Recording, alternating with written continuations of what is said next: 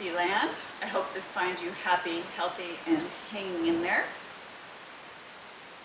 So I am super excited that the Midwest is back up and running and starting to sell to PACCAR.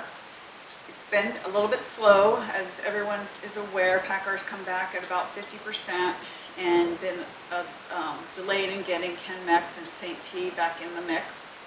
So the slide you see here shows our year-to-date sales, and you can see back in January, February, how much PACCAR in the Midwest was part of our sales, and then that drop off in March a little bit, and then pretty much to nothing in April.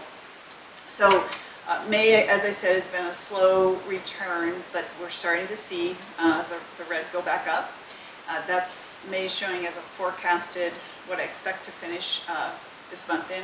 But by the time we get to June, we're really hoping that they will be back up and running pre-shutdown levels, which would be great.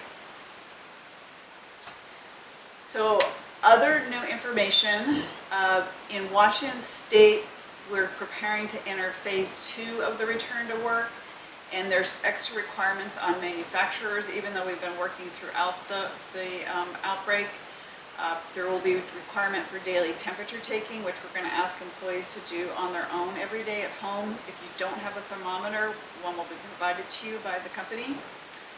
And there's going to be a required COVID leader that will make sure that we're in compliance inside the operations.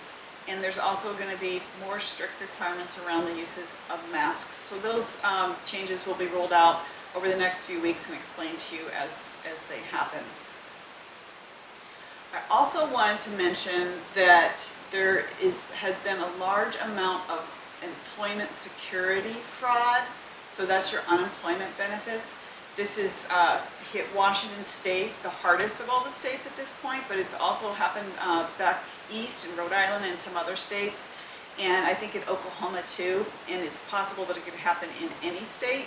And basically someone uses your social security number and their own bank account and directs the deposit to that account.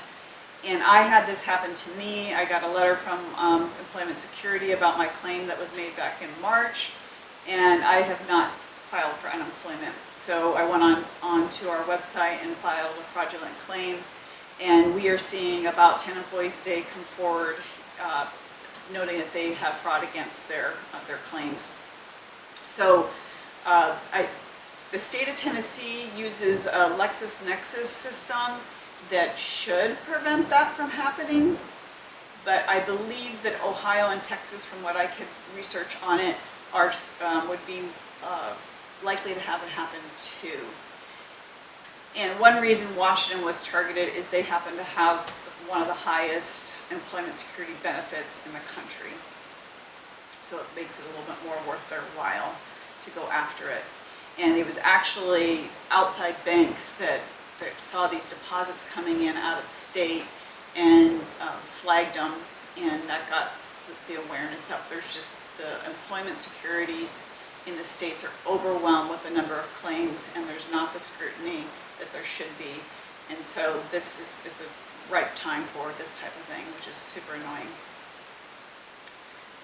I didn't get any questions this week, so there's nothing to say there, and just keep at it, guys. Thanks for all of your support and flexibility as we're adapting to this new environment, new requirements, all that kind of stuff.